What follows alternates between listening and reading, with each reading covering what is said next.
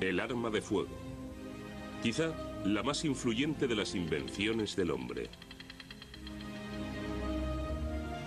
La respuesta al sueño humano de ampliar su poder y su acción más allá del alcance de su brazo.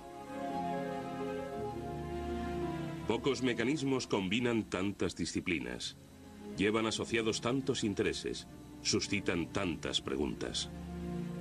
A pesar de que el arma de fuego tiene una importancia fundamental en la historia moderna de la humanidad, aún se desconocen muchos datos fundamentales. ¿Quién la inventó? ¿Cuándo y dónde? Lo que sí conocemos con seguridad es su poder. No hay duda de que las armas de fuego contribuyeron a delimitar nuestras fronteras, incluso a moldear nuestra cultura y nuestras creencias religiosas. Tanto si se emplea su fuerza para hacer el bien como para hacer el mal, tiene poder sobre la vida y la muerte. ¿En qué consiste un arma de fuego? Todos sabemos lo que ocurre al apretar el gatillo. Su funcionamiento básico es bastante sencillo, pero ¿qué es? Quizá Oliver Winchester sea quien dio la mejor descripción. Un arma de fuego es un dispositivo que sirve para arrojar balas. Oliver Winchester. ¿Y cómo arroja este dispositivo las balas? Para comprender la historia y la evolución de las armas de fuego, primero debemos entender cómo funcionan. En palabras sencillas, un arma de fuego consta de solo tres componentes. Primero, un tubo o cañón para enviar el proyectil en línea recta. Segundo, un objeto o bala que vuele a lo largo del cañón.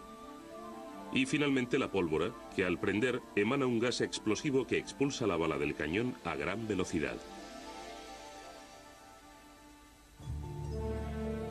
Parecen sencillas en teoría, pero lo cierto es que su mecanismo admite solo pequeños márgenes de tolerancia y su buen funcionamiento depende de principios físicos tremendamente complicados.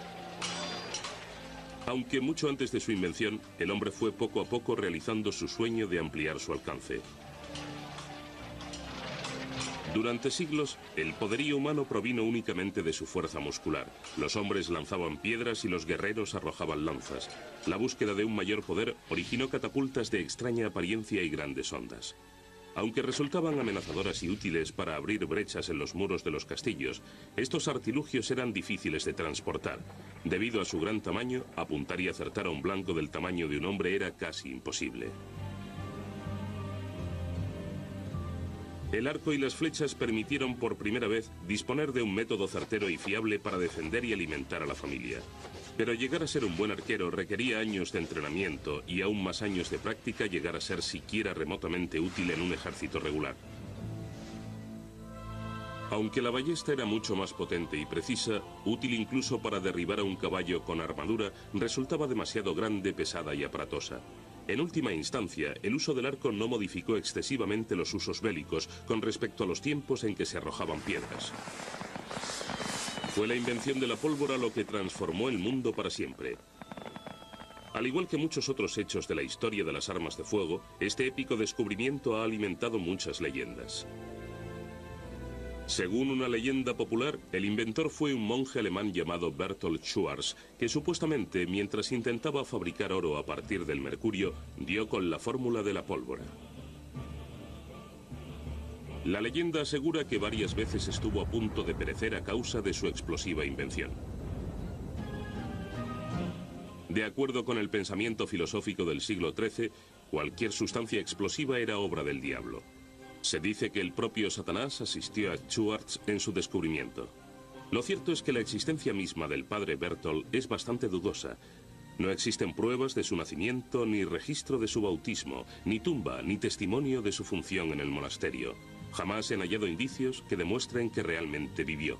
Berthold Schwarz no existió, no hay pruebas de ello.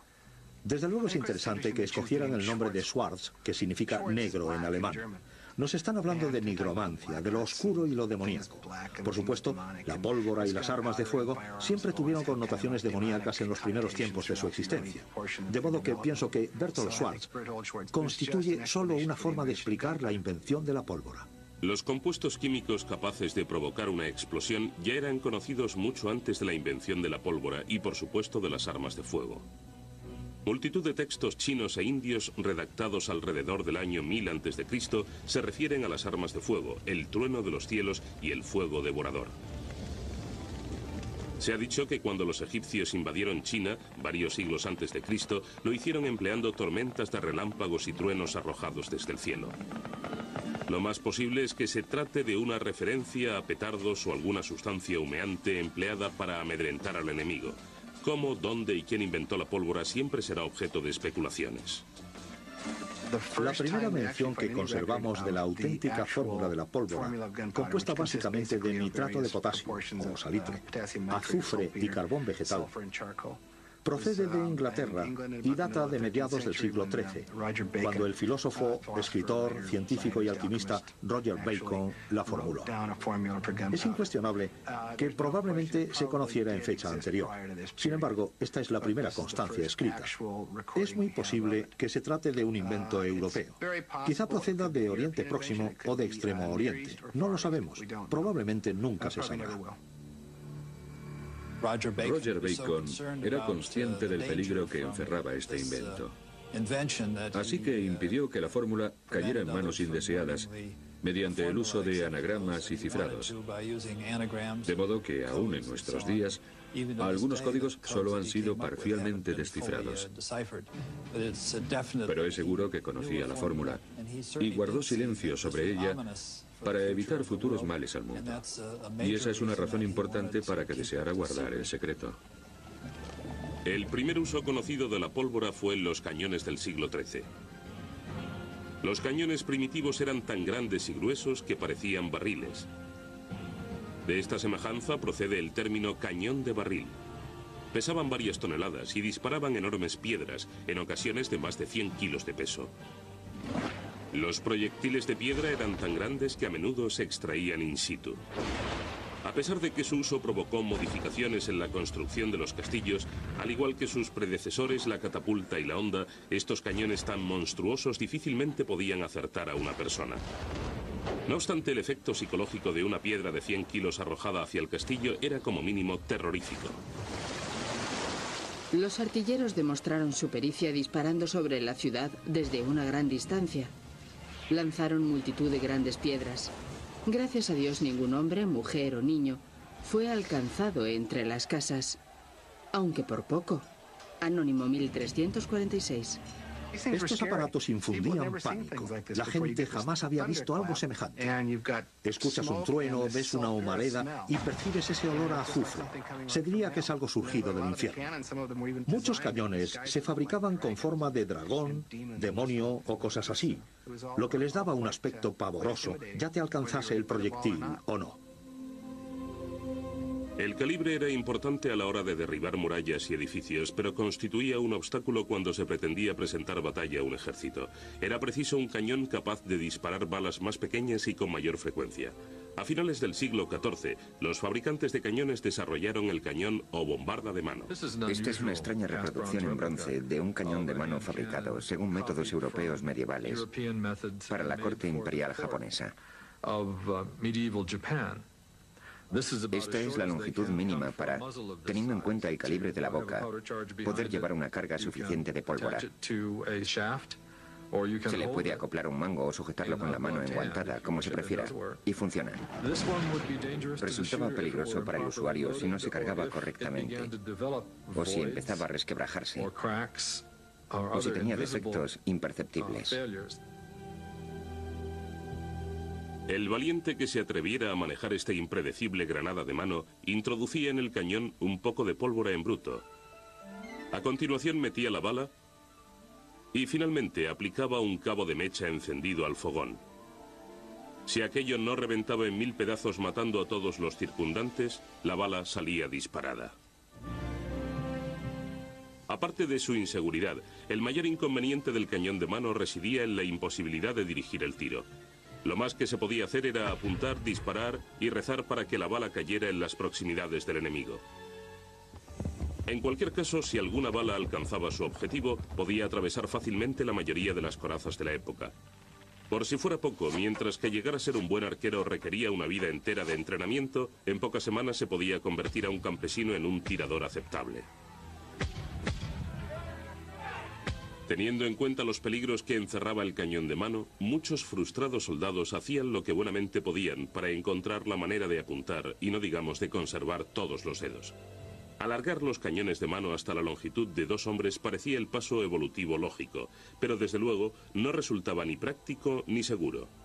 Miles de anónimos cañoneros apuntaron, afirmaron sus pies y dispararon sin más resultado que ser despedidos violentamente por el retroceso, seguidos muy de cerca por su arma humeante. Tenía que existir un método mejor. Este método sería desarrollado por un genio anónimo en un lugar y en una fecha desconocidos. La sencilla solución consistía en dar al arma unas proporciones razonables para que un solo hombre pudiera apuntar y disparar. Un diseño básico que pervive aún en nuestros días.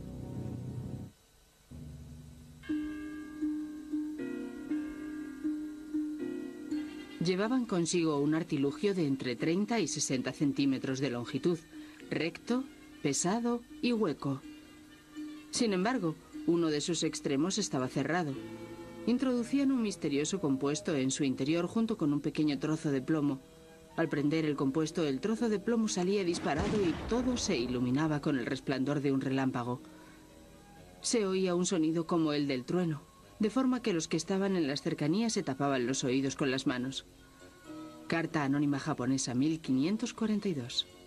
Esta carta demuestra que pasó algún tiempo antes de que las armas de fuego se extendieran por todas las culturas antiguas. Más de 200 años antes, en 1326, se realizó la primera representación gráfica de un arma de fuego para el libro de instrucción real del príncipe Eduardo III de Inglaterra. Se piensa generalmente que ya existían en fecha anterior a esta ilustración. La documentación y los artefactos descubiertos por la arqueología en varios yacimientos demuestran que las primeras armas de fuego son realmente cañones con forma de grandes vasos, en los cuales se introducía la pólvora junto con un proyectil, una bala, una lanza o una flecha, lo que fuera. En el extremo trasero de este dispositivo había un agujero al que, una vez cargado, se acercaba una llama y posiblemente reventaría en muchas ocasiones. Pero eso es parte de la evolución del arma de fuego. Se aprende practicando. La forma de los cañones primitivos se inspiró en las campanas de las iglesias. En los talleres de fundición donde se fabricaban las campanas, se podía fundir esta clase de piezas sin necesidad de introducir demasiadas modificaciones.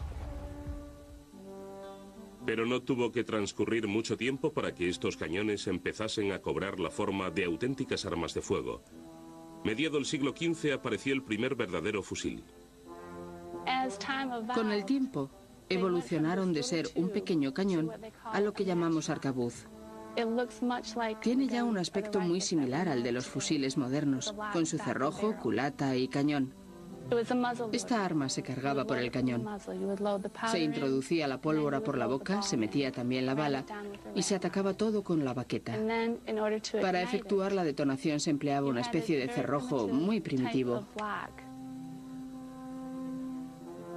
Aunque el arcabuz se parecía mucho al fusil moderno, su funcionamiento era muy diferente.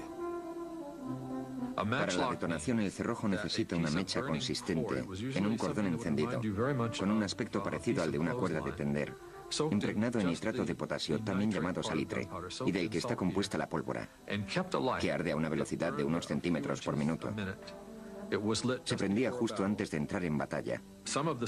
Algunos soldados se colocaban mechas encendidas en el ala del sombrero para tener siempre una a mano, cada vez que quisieran colocarla en una especie de primitivo percutor. Este primitivo percutor formaba parte del mecanismo del cerrojo. El término cerrojo no se refiere solamente al arcaico martillo que sujeta la mecha, sino también al gatillo que libera la mecha encendida y la acerca al fogón de la cebadura. Esta provoca que se prenda la carga de pólvora principal que hay en el interior del cañón. El término cerrojo se usó posiblemente por analogía con el funcionamiento de los cerrojos en aquellos tiempos. Es más que posible que los primeros arcabuces se construyeran copiando los mecanismos empleados por los cerrajeros de la época. Al principio el mundo del siglo XV no prestó demasiada atención al nuevo invento, pero en poco tiempo se reconoció la importancia de estas armas. Se produjeron grandes cambios en los usos bélicos, la sociedad y la forma de gobierno, todos ellos originados por este nuevo instrumento de vida, muerte y poder. Las armas de fuego son los más comunes y apropiados instrumentos para la guerra. Pocos medios de causar la muerte como este se han descubierto en el decurso de los siglos. No habríamos avanzado tanto desde la generación de nuestros padres si no existiera este instrumento capaz de un solo golpe de transformar nuestra tradición. Canino Belli, Venecia, Italia, 1663.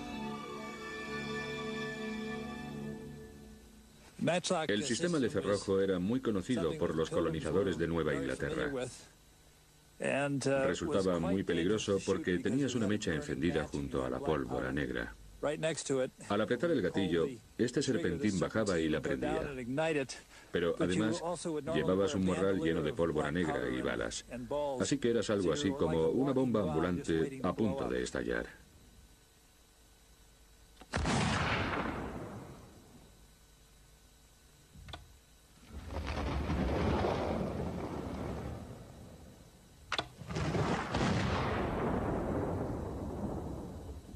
El mosquete de cerrojo significó sin duda un gran avance en comparación con el cañón de mano, pero tenía sus inconvenientes. El principal problema era que el viento podía llevarse la cebadura del fogón. Igualmente frustrante podía resultar que la mecha estuviese demasiado húmeda como para que la pólvora prendiera. Una ligera nevada era suficiente para inutilizar esta arma. Incluso las réplicas modernas que utilizan pólvora negra de alta calidad no sirven para nada si nieva. Oh, no ha funcionado. Bueno, ahora sí que lo hará. Imagínese que ocurre esto en mitad de la batalla.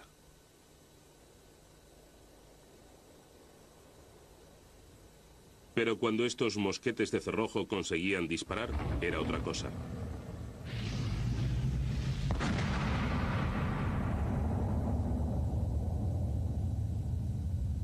Una explosión increíblemente atronadora.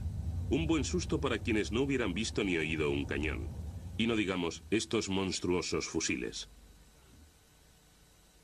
Creo que en un principio fueron apreciadas tanto por sus efectos psicológicos como por sus efectos físicos, ya que los primeros eran muy certeros. Es decir, durante los primeros 50 o 100 años de la historia de las armas de fuego, había que tener muy mala suerte para recibir un disparo, a no ser que no tuvieses tiempo para apartarte. Imagínense a un campesino europeo que jamás hubiera oído un sonido intenso enfrentándose a un extraño artilugio que escupe llamas al tiempo que produce un estrépito de 1000 demonios. Es harto probable que creyera hallarse ante la presencia del Todopoderoso o algo parecido, ¿no es así?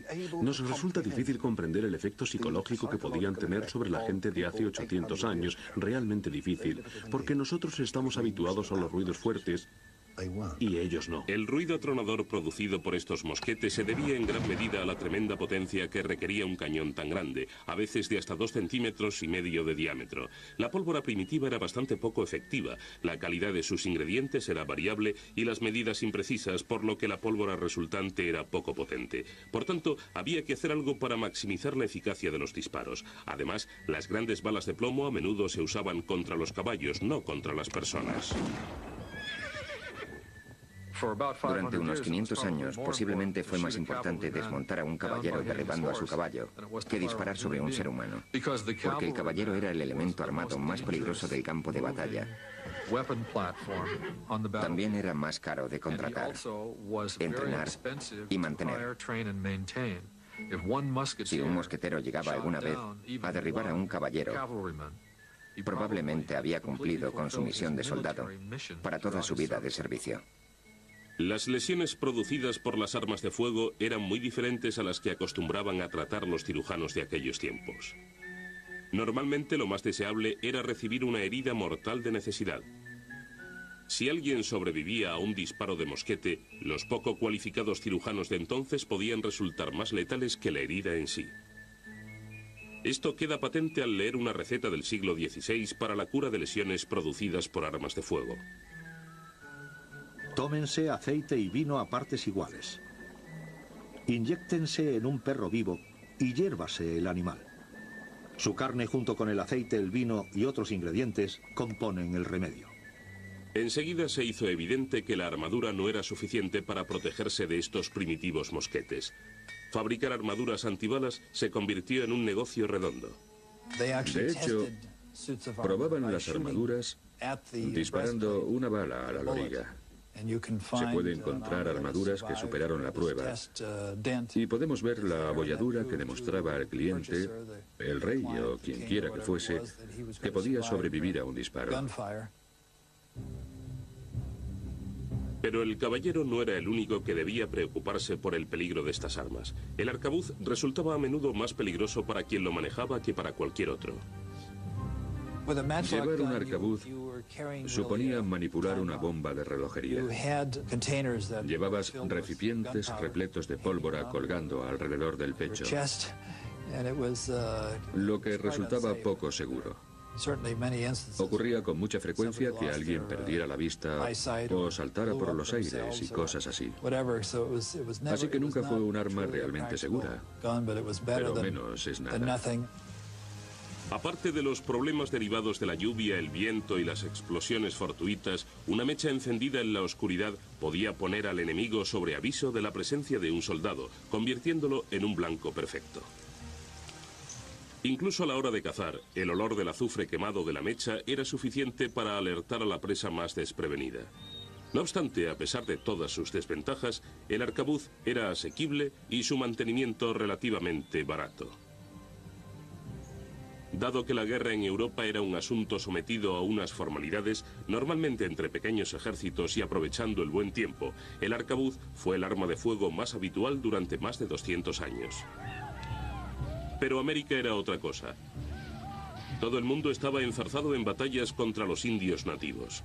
Los combates continuaban día y noche con lluvia o con sol. La asequibilidad y la sencillez en el manejo eran algo secundario para la gente cuya vida ahora dependía de un arma. Si existía un arma de fuego mejor, los americanos la querían. Con tantas mentes en ebullición, estaban a punto de surgir nuevas armas. Europa estaba desarrollando las mejores y el mundo las esperaba impaciente.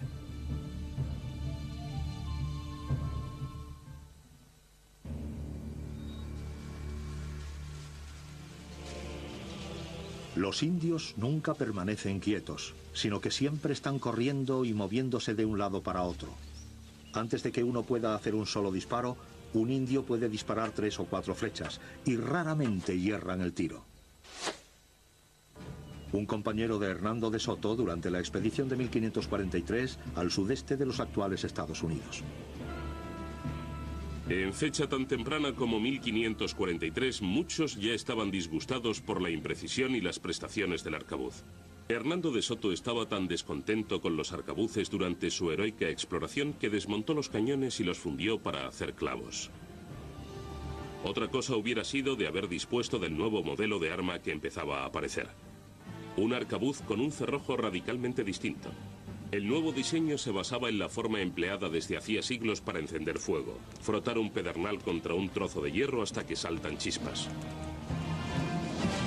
El deseo de conseguir un sistema de ignición más fiable para las armas de fuego llevó a mucha gente de diferentes países a tratar de desarrollar un sistema portátil, inmune a las condiciones climáticas e infalible. Se probaron muchos sistemas, pero pensamos que el mejor era el yesquero, o rueda, que era parecido a un moderno encendedor de cigarrillo sobredimensionado, conectado a un resorte que producía chispas en el interior del arma. Las armas de rueda, como su nombre indica, llevaban una rueda conectada a una llave que se bloqueaba dándole un cuarto de vuelta. Se ponía la pólvora en la cazoleta, después se cerraba colocando sobre ella el martillo portapiritas o cabeza de perro. La cabeza de perro llevaba montado un trozo de perita de hierro en lugar de pedernal. Al ser la pirita de hierro más blanda que el acero, no acaba puliendo la rueda y dejándola plana e inservible.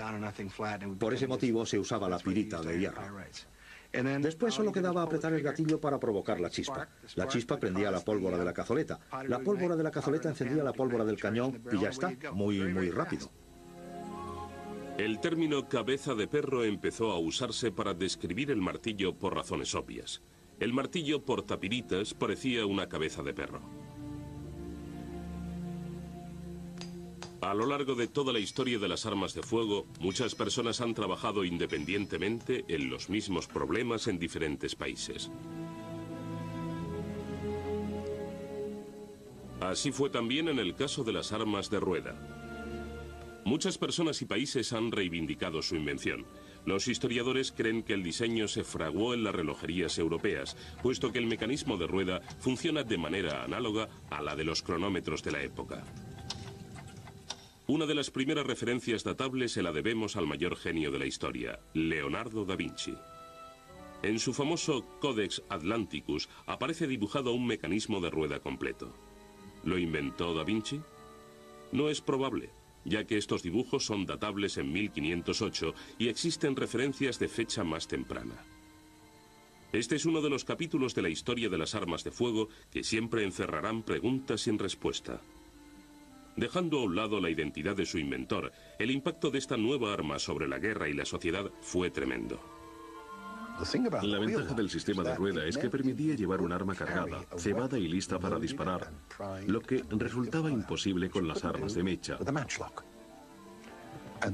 Y esto permitió la miniaturización de las armas de mano y la llegada de la pistola, que podía llevarse oculta. Esto provocó que en muchos países de Europa se proscribiese todo uso de las armas de rueda, excepto el militar. Cualquier persona en posesión de un arma de rueda se exponía a un grave castigo, dado que eran idóneas para llevarlas escondidas y cometer fechorías. Se ha extendido el uso de una nueva arma de fuego especialmente peligrosa llamada de rueda, con la que fácilmente se puede cometer un homicidio. Entendiendo su excelencia que estas armas son diabólicas, prohíbe portarlas sin expresa autorización bajo la pena de amputación pública de una mano. Ordenanza Municipal de Ferrara, Italia, de 1523. En la guerra, esas mismas características que inquietaban a los munícipes se consideraban las mejores virtudes de las armas de rueda. Al llevar el mecanismo montado por primera vez en el interior del arma, y a pesar de que aún tenías que cargarla por la boca, resultaba relativamente inmune a las inclemencias del tiempo. Eso hizo posible guerrear durante más meses al año. Al igual permitía disparar más certeramente. En Europa las armas de rueda no sustituyeron a las de mecha como arma principal del ejército. Esto se debió a diversos factores. Primero, eran muy caras. Segundo, la pirita de hierro no podía ser demasiado blanda. De serlo, podía desmenuzarse sin producir chispas. Si era demasiado dura, podía pulir la rueda. También estaba el problema de la llave empleada para bloquear la rueda. Si un soldado perdía esa complicada herramienta, se quedaba con poco más que un garrote sofisticado.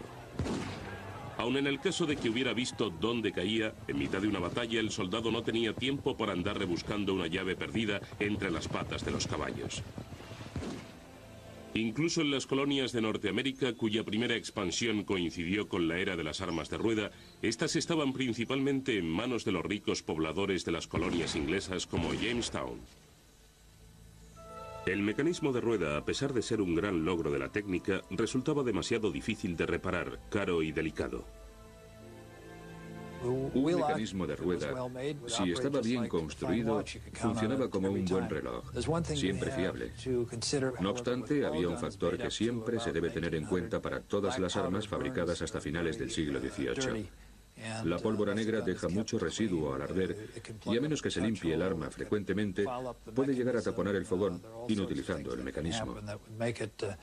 Este puede perder su eficacia por diversas razones. Por este motivo, sobre todo en el caso de las pistolas, era corriente llevar 2, 4, incluso 6, dependiendo de su peso. El mecanismo de rueda constaba de más de 50 piezas diferentes, por lo que las reparaciones quedaban reservadas para los más prestigiosos maestros armeros, los cuales desgraciadamente no abundaban. Muchas de sus mayores ventajas eran al tiempo sus mayores inconvenientes. Para evitar el antiguo problema de la exposición de la pólvora de la cebadura al viento o la lluvia, la cazoleta llevaba una tapa que iba cerrada hasta el momento de tirar. Es decir, a no ser que la pistola estuviese sucia o ligeramente desgastada. Al usar un arma de rueda, había que considerar algunas cuestiones. La rueda debe girar en oposición a las piritas, pero hay una tapa de cazoleta, así que después de cebar la cazoleta, hay que taparla y después colocar la pirita sobre ella. Al apretar el gatillo, la tapa de la cazoleta se abre. La pirita golpea la rueda y se produce la chispa que prende la carga. Sin embargo, algunas veces la tapa se interponía, de modo que había que colocar la pirita contra la rueda, dejar la tapa abierta y apretar el gatillo.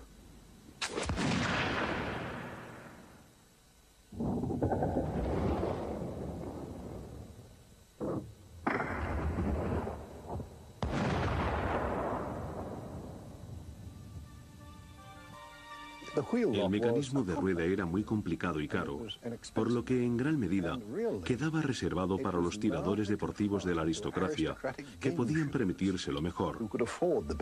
La mayoría de las armas de rueda que se conservan en los museos están bellamente decoradas, están talladas, llevan incrustaciones de oro, marfil y cosas así, lo que no se haría con un arma corriente. Esta perteneció a un duque o algún gerifalte por el estilo, y esta gente quería lucir sus armas. Por eso existen estas armas de rueda tan magníficamente realizadas, porque, como digo, eran demasiado caras para que las comprara cualquier pelagatos. Algunas de las armas más hermosas proceden de la época de la rueda. Las culatas de madera noble se tallaban y recibían incrustaciones de metales preciosos, marfil, asta, hueso y madreperla.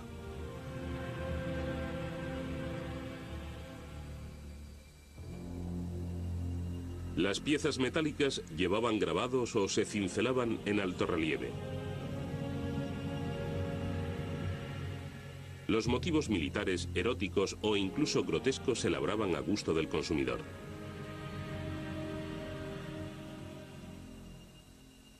Como solamente los ricos podían permitirse estas preciadas obras de arte, existía un amplio mercado para un arma igualmente fiable, aunque más sencilla y económica. Alrededor de 1650 disminuyó la popularidad de las armas de rueda, debido a la aparición de una nueva generación de armas con un nuevo tipo de cerrojo, que perduraría incluso hasta el siglo XX, las armas de pedernal o de chispa.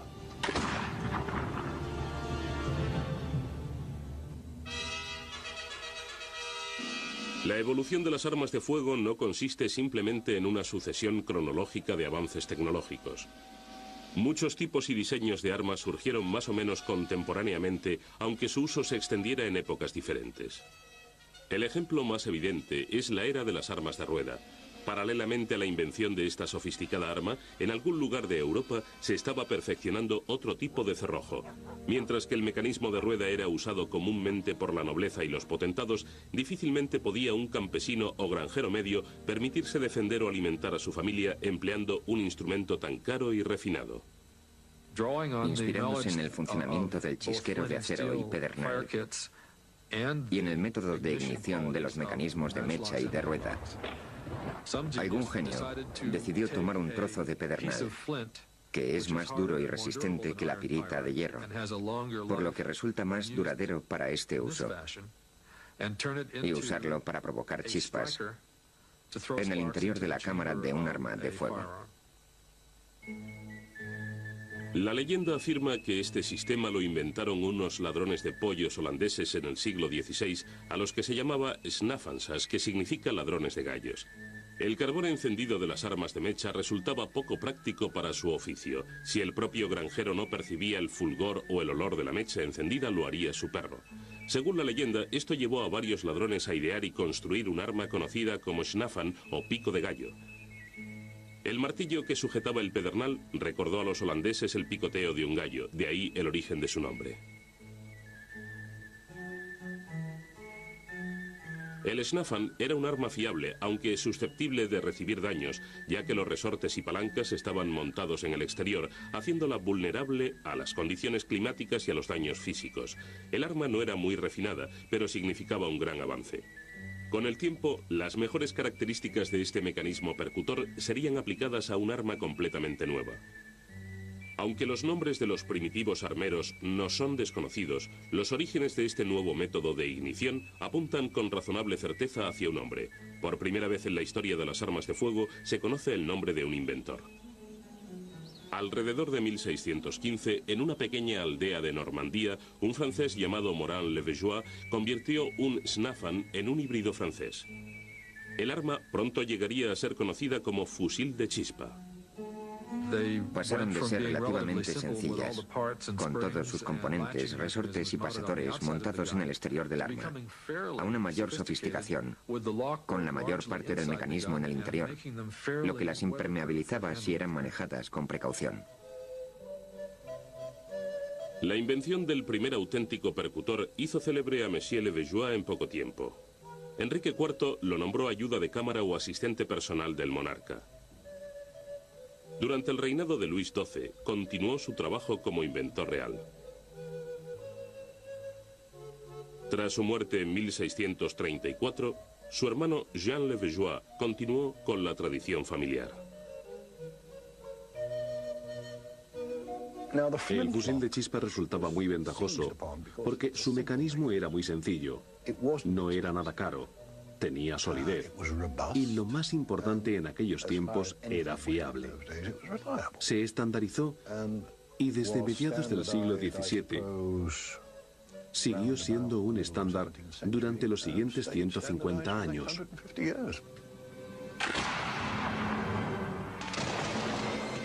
El fusil de chispa fue empleado en las guerras más importantes del siglo XVIII. Esta arma contribuyó a decidir quién reinaba en Austria y España. Ayudó a hacer de Francia la primera potencia europea. Asistió a los británicos en la defensa de sus colonias norteamericanas. Fue empleada por los revolucionarios americanos en la década de 1770 en la obtención de su independencia de Inglaterra y después para defender a la nueva nación en 1812. Esta arma puso fin a las guerras napoleónicas. El método de carga de este mosquete era el mismo que el de todas las armas de su época, por la boca. Se sujetaba verticalmente y se vertía la pólvora en el cañón, seguida de una bala de plomo que se atacaba fuertemente contra la pólvora usando la baqueta. Se colocaba la pólvora en la cazoleta. Esta se taponaba con el acero y se llevaba el martillo hasta el final de su recorrido. Al apretar el gatillo, el pedernal golpea el acero arrancándole partículas diminutas que causan las chispas. Esto es lo contrario a lo que ocurría con el mecanismo de rueda, en el que eran las propias pilitas de hierro las causantes de las chispas. Así que al oprimir el gatillo ves que el percutor golpea el acero, las chispas caen sobre la cazoleta, encendiendo la pólvora que a su vez prende la carga principal.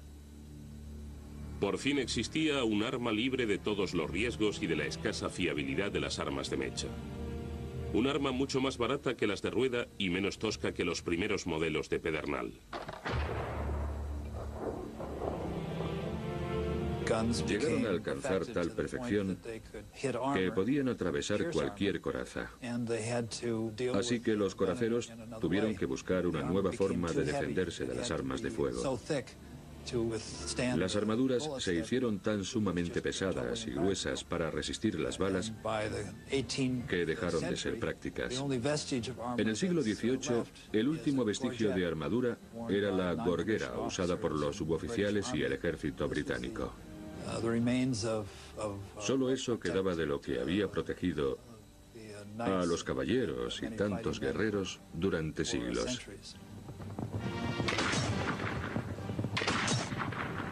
La armadura había pasado a la historia.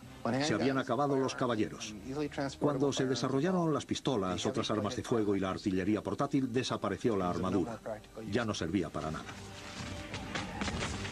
Todas las grandes potencias aprovecharon este modelo de mecanismo de pedernal. Todas añadieron alguna seña de identidad. Desde los países escandinavos a las lejanas fronteras americanas, esta arma reinó sobre todas las demás. Pero entre todos los diseños realizados en diferentes países, con su variedad de modelos y calibres, uno de ellos se convirtió en el más conocido y célebre, el mosquete de chispa Brown Bess británico. Quizás sea una de las más famosas armas de pedernal y carga por la boca, si no la más famosa. No es que fuera especialmente maravillosa. Lo cierto es que no era superior a las armas fabricadas por franceses y holandeses en aquella misma época. Pero siendo los británicos lo que eran entonces, alcanzó mucha celebridad. Lo que distinguía especialmente al mosquete Brown Bess entre las otras armas en aquella época, especialmente en Inglaterra, es que se trataba de la primera arma cuyo uso militar se estandarizó. Previamente, el coronel de cada regimiento podía comprar casi cualquier arma que quisiera.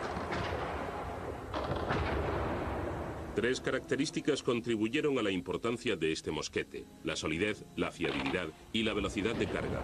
Todo funcionaba sin problemas. Estamos disparando con un mosquete Brown Bess. Es el modelo que usaban los británicos e incluso el ejército americano durante la Revolución.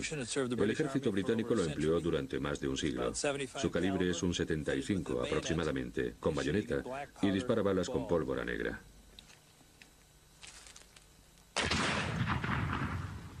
Tiene mucho retroceso. Es muy preciso hasta los 45 metros.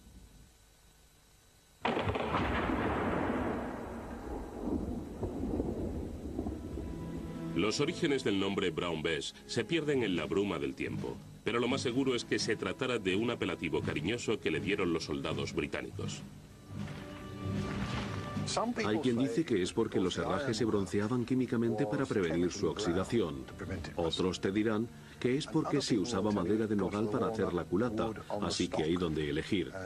No es lo mismo, pero es igual. Bess, claro, no proviene de la reina Isabel, de eso hacía mucho tiempo. Bess era algo más propio de su generación. Brown Bess. No podía ser Brown Elizabeth o Brown Catherine, no sonaba bien. Brown Bess estaba muy bien. En Europa, las armas se usaban principalmente para proteger a los países y a los reyes y reinas que los gobernaban.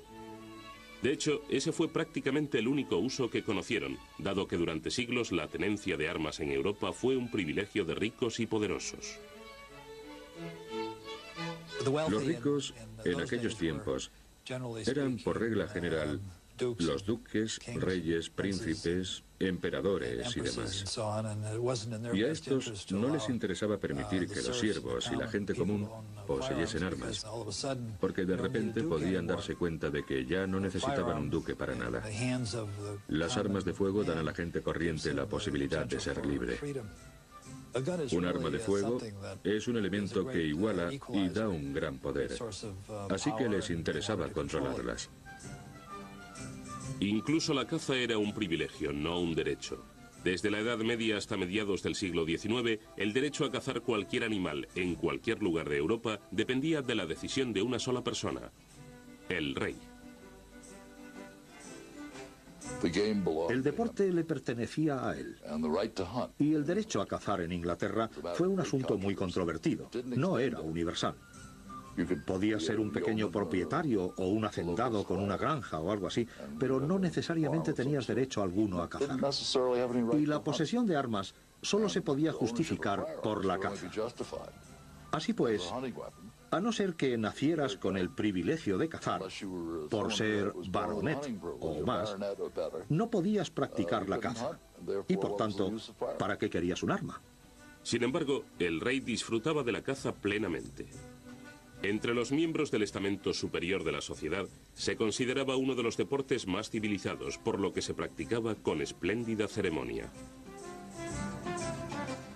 En muchos aspectos, el deporte de los reyes no es la hípica, sino la caza.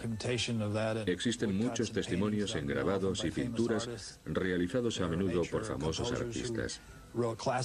Algunos grandes compositores escribieron música para ser interpretada durante las partidas de caza. En estos 600 años se observa tal sofisticación en todos los aspectos de las armas que se percibe un fenómeno cultural. Estaba muy de moda organizar grandes partidas de caza en las fincas. Todos los miembros de la aristocracia querían participar. Se reunía un grupo de amigos, gente que se conocía desde la infancia. A lo mejor había 15 hombres y sus esposas. Se celebraban grandes cenas por las noches, fiestas, un acontecimiento social. Mientras que la nobleza disfrutaba del prestigioso deporte de la caza, los guardabosques del rey recorrían los campos en busca de cazadores furtivos. Constituía un grave delito. Incluso la tenencia del cadáver de un animal era ilegal. Todo y todos pertenecían a la realeza, incluso los terratenientes.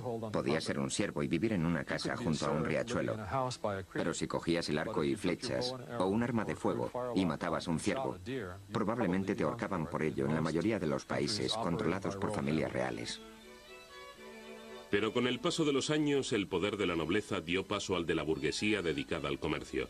Cualquiera que pagase al rey o incluso le prestase dinero podía obtener el privilegio de cazar. A pesar de que la caza era principalmente una actividad propia de los ricos, más y más gente empezó a practicarla. A resultas de ello, el tiro evolucionó hasta convertirse en un deporte a escala internacional. El tiro al blanco llegó a ser un gran negocio. Un caballero podía demostrar su valía disparando continuo a una diana. El mercado de las armas de fuego crecía de día en día por todo el mundo, y hacia el año 1770 la pistola sustituyó a la espada como complemento del vestido entre los hombres distinguidos. Por extraño que parezca, también desbancó a la espada como arma preferida para el duelo.